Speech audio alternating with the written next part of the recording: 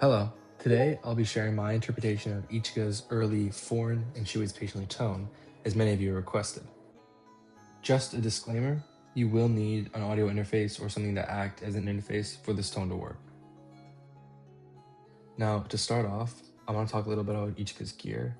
For forn specifically, it isn't known publicly what type of interface or any specific gear he used, only that the SIR27FD, which is that black guitar he always uses, and free effects were used to make the tone. She Waits Patiently, on the other hand, the interface, guitar, and cable are all known, those being the AXFX 2 XL Plus, Ibanez S5527QFX GFB, and Komoho cables, respectively. And now that I've talked about Ichika's gear, I'll begin with how I made my tone. I used my AXFX, and this is what my signal chain looks like here.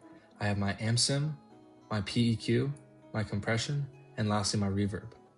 Depending on your guitar and gear, the chain might look a little different, but feel free to use this video as a reference regarding certain settings if that's the case. Also, for this tone, my guitar is the SIR27FD. It's a double humbucker, and I have my pickup selector in the 5th position. So firstly, I'll talk about my amp sim.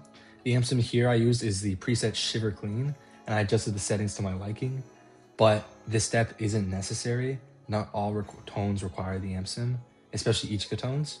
But the reason I used one on this tone specifically is because that's what Ichika did when he used the axe, and my goal was to get as close as possible.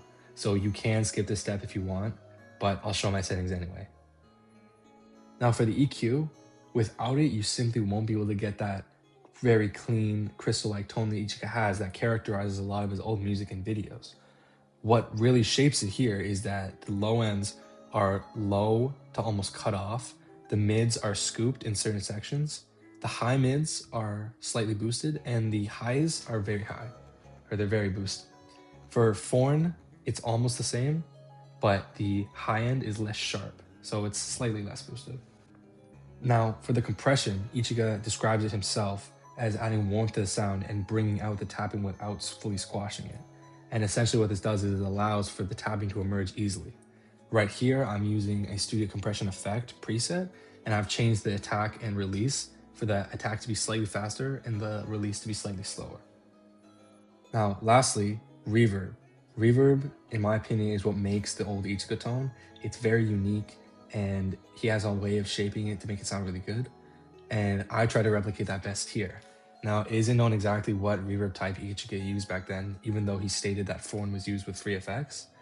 But certain effects like Valhalla effects, he's gone on record to say that he's enjoyed using them. So something like Valhalla Room would work great here. Another thing to mention here is that lots of people in the Ichika guitar community use something called Valhalla Supermassive, and it's a free plugin you can add. I'll put the link in the description. I think it's great. I've used it, and it's very easy to use as well. And shout out to Justin from Prod762 for the Valhalla Supermassive preset. And one final tip I would highly suggest you do when you're making your tone is always put reverb last in the signal chain so that nothing else affects it and your signal goes straight through the reverb at the end. Now let's hear my tone versus Ichika's tone and what I use as a reference.